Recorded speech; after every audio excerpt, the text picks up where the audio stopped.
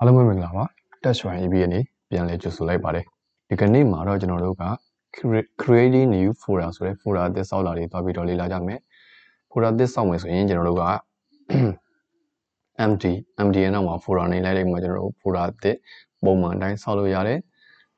ဒီနေရာမှာ empty ဆိုတာကကျွန်တော်တို့ make directory ရဲ့အတူခေါက်စကားလုံးဖြစ်တယ်ကျွန်တော်အရင်နေ့ကမေ့ခဲ့တာတစ်ခုက cd ဆိုတာ chain directory ဆိုတဲ့အရာကိုပြောဖို့မေ့ခဲ့တယ် cd ဆိုတာက chain directory ရဲ့အတူခေါက်စကားလုံးဖြစ်ပါတယ်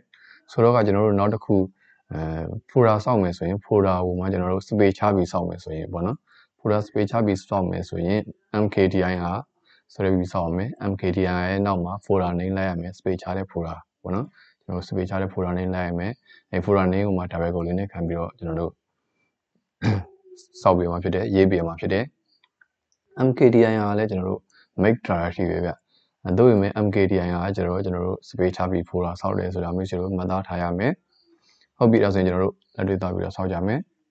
လက်တွေ့သွားပြီးဆောက်မယ်ဆိုရင်ကျွန်တော်တို့ window R ထဲမှာ run ပေါက်လေးခေါ်လိုက်ပါပြီးရင် cmd လို့ရိုက်လိုက်ပါ cmd လို့ရိုက်တယ်ပြီးတော့မှကျွန်တော်တို့က sorry ကျွန်တော် cap lock ဝင်တယ် cmd လို့ရိုက်တယ်ပြီးတော့မှကျွန်တော်တို့ enter တစ်ချက်ခေါက်လိုက်မယ် enter တစ်ချက်ခေါက်မယ်ဆိုရင်ကျွန်တော်တို့ဒီ C ရဲ့ user ထဲရောက်သွားမယ်ပေါ့နော်ဒီရဲ့ user ထဲရောက်သွားမယ်ဆိုရင်ကျွန်တော်တို့ cd ဆိုတဲ့ဥမှာကျွန်တော်တို့ကဘယ်ထဲဝင်လိုက်မလဲဆိုရင် desktop တွေကိုအရင်ဝင်လိုက်မယ် desktop တွေကို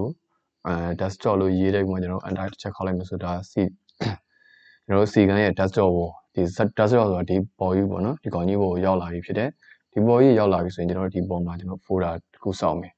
folder တစ်ခုစောင့်မယ်ဆိုရင်ခဏနေပြောခဲ့တယ်ကျွန်တော်တို့ empty make directory ကိုသုံးမယ် folder name ကကျွန်တော်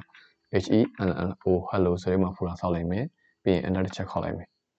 ဒီလားဆိုရင်တော့ Maze တို့ရဲ့